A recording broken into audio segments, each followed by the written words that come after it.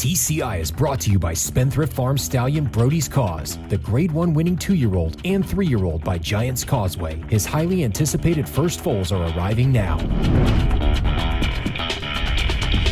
Welcome back to TCI, your inside track to the Triple Crown. Alongside Joel Cunningham, I'm John Siegel. Well, Joel, this weekend we have no races in North America that will have Derby implications. So that gives us some time to kind of hit the reset button. We'll really dive into our TCI top 10. Yeah. But let's talk about a few races from last weekend. We had the Risen Star, and then we also have the Southwest Stakes. Let's start off with the Risen Star. You know, the favorites in this race, they disappoint.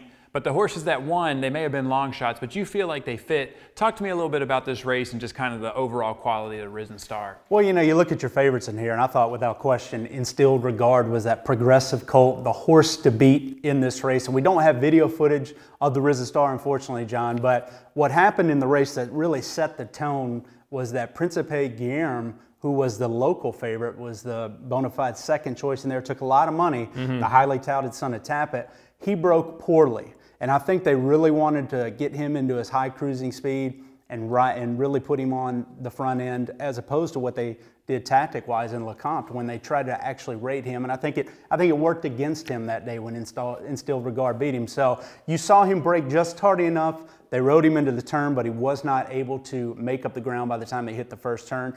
He fell back. That was not his running style. What that did was they go 24 and change, 47 and 4, 112 and 4. Very moderate fractions for these quality of horses. And what you saw was a merry-go-round type race, John, to where there wasn't any separation in the stretch. My problem with it is, you know, when you start evaluating the first 4 finishers in there, right. You know, Instilled Regard. So, okay, he didn't get the pace set up we thought he would. He still was in striking range, in my opinion, to make an impact in here. I fully expected when he turned for home that he would be the horse to beat in striking range, and he was up and down. Switched back over to his left lead, was lugging in a little bit, and he just did not turn in the performance. Now, I alluded to his works last week, so it makes you wonder, you know, is this horse just, you know, did that take a little something out of him, you know, shipping for the comp last time out? Running as well as he did. I thought he moved forward off of that. He clearly regressed. So I have very serious concerns now about Instilled Regard. He's obviously, I may have had a misread on him in terms of having him as a top 3 player. And then you look at other horses in the race. Bravazzo, I mean, he made sense. I mean, you look at this horse in his form last year. I mean, he ran pretty well in the Breeders' Futurity, had some good races at Churchill. You know, he's an Awesome again, so he's obviously a 2-turn type colt. And he won his comeback race over a pretty good allowance group at Oakland and got an 89 buyer speed figure. So he actually made sense in this, even though he's a long shot. His tactical edge in here, he was able to outgain Snapper Sinclair, another horse that was, you know, was better than his odds in terms of, you look at his back class, and Snapper Sinclair hit the board, you know, last time out in LeCompte, John. So these two horses, they figured aside from their odds. But to be honest with you, the race was a little disappointing from the standpoint that the big players in here weren't able to fire, and that's Principe Guillermo, who was taken out of his game, and Instilled Regard, who frankly turned in a dud. Well, it'll be interesting now to see how many of these horses come back, and will we see them now in the Louisiana Derby? You know, do you see a Noble Indy? Do you see Instilled Regard? Do you think a lot of these horses will go ahead and give it another shot? Yeah, Noble Indy's an interesting horse. I mean, very talented horse. But again, I think when you start looking at horses with classic profiles, you know, he's out of Take Charge Indy, you know, as a son of AP Indy, you know, makes a lot of sense. But if you look at Take Charge Indy's progeny so far, you know, a lot of them have been, you know, a little on the quicker side. And he's having really good race results with his first crop of 2-year-olds and now 3-year-olds. And obviously this colt is one talented son that Windstar held on to, Noble Indy. But it's out of a Storm Boot mare, and you watch him run at Gulfstream, you know, and he's not a great gate horse, but you watch him at 7/8 and even as an allowance win over Mississippi there at Gulfstream. I'm not sure if he's better around 2 turns than he is 1 turn. I think maybe, if I had to guess, I'm thinking maybe Derby Trial is more his game than a 1.25 miles on the Kentucky Derby that same weekend. All right, let's go to Oakland now, and let's talk about the Southwest Stakes. You know, going into the weekend, we thought maybe they were going to split this into 2 different races. They don't. Yeah.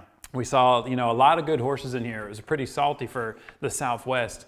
Yeah. Tell me a little bit about, how you think the race set up, and tell me what you think about the winner. Well, I think one key with the fairgrounds race is, when you look at Bravazzo and the 93 by your speed figure and you take into account the slow pace and the tactical horses, really had an edge in there. I still give Bravazzo a little credit from the standpoint that, 93 Buyer is pretty good on a fair racetrack, and he outgamed Snapper Sinclair, the local horse. So I give Bravazzo, with that pedigree going forward, I give him a chance to, and he's earned his way now with that win. He got the points, he's in the Derby, and the coach is going to point for that race with Calumet.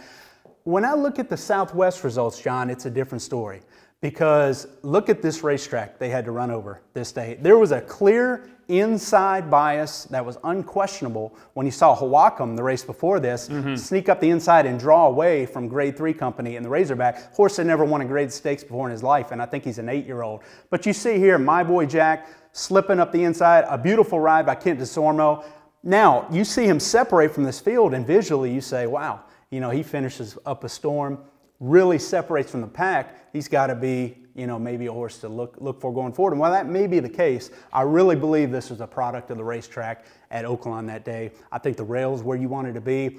All the jockeys that rode on it said it was like peanut butter, the way it was drying out and the muddy type surface. It was, the horses, their feet would go in and they'd suck back coming out.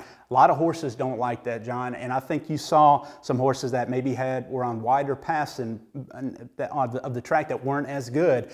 Their results, I think, were hindered a little bit from that type of racing surface. Well, let's take a few minutes.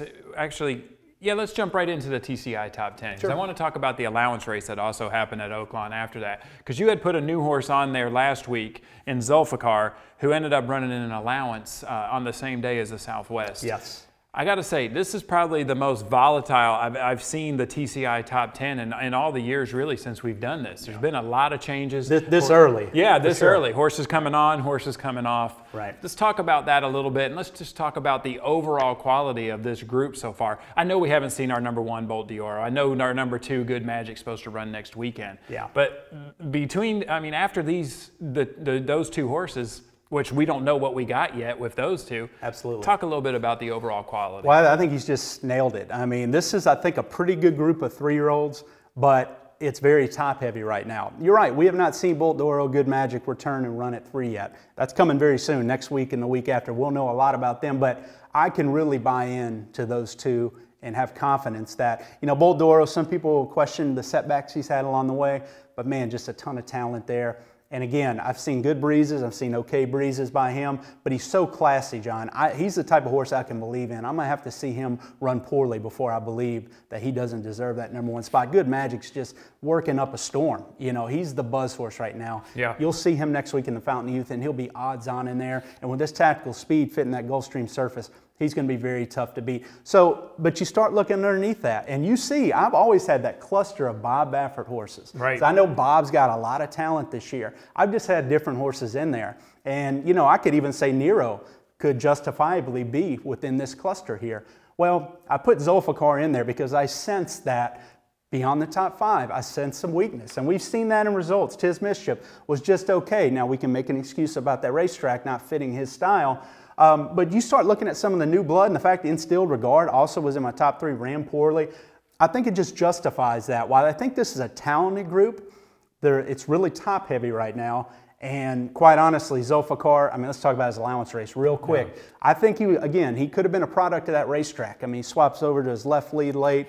But he was in good enough position, in my opinion, tracking the pace in there. And honestly, New York Central, the horse that won it, I think he's another Pat Day Mile or future sprinter type horse. I don't think that was a great 2-turn allowance field. The fact that Zulfikar had a clear trip and couldn't run any better than he did, assuming he came out of the race okay, he's a horse that has a little bit of history of some setbacks. I think a lot of talent's there, but it makes you wonder, is he more an American Anthem type? Is he more of a 1-turn type? He ran so poorly, I can't give him the benefit of the doubt anymore coming out of that race, even though I understand that was a real typey track. That was a very tough assignment for his first start of the year, going around 2 turns on that racetrack. He has to come off for me, and I'm going to replace him with the Windstar horse, Justify, who is about as good of a maiden winner, John, as you'll see, quite frankly. This horse came onto the scene. They bet him like a good thing, a big strapping son, a scat daddy. He ran 7/8 here. He broke a little tardy, had an in-between trip, and just disposed and separated some pretty good maidens that had experience over him and got a 104 by our speed figure. That makes him by far the fastest 3-year-old this year. And look, they think he's talented enough to be on the Derby trail. We talked about this. Could there be a Bodemeister this year? Yeah. I think we might see with Justify, maybe Telekinesis, another horse that's on that top 10 there. A horse that is very talented, bred for 2 turns, broke his maiden late, has a ton of promise and upside that you're going to see on the prep scene. With Telekinesis, you know, it'd be interesting. What do you do with these horses? You know, I mean, we remember Bodemeister and what Bob did with him. I think you're probably going to see Justify. I had to guess looking at the schedule. I think you'll see him in the Rebel, especially with Zulfikar disappointing, Mourinho disappointing in the Southwest. I think you'll probably see Justify in the Rebel and the Arkansas Derby. So we'll have 3 races going the Kentucky Derby. But talent, again, talent in the hands of Bob Baffert, he can do it. Telekinesis. Mark Cassidy's never won a Triple Crown race. This is a really good colt, I'm telling you. I think they're going to run him an allowance race at Fairgrounds.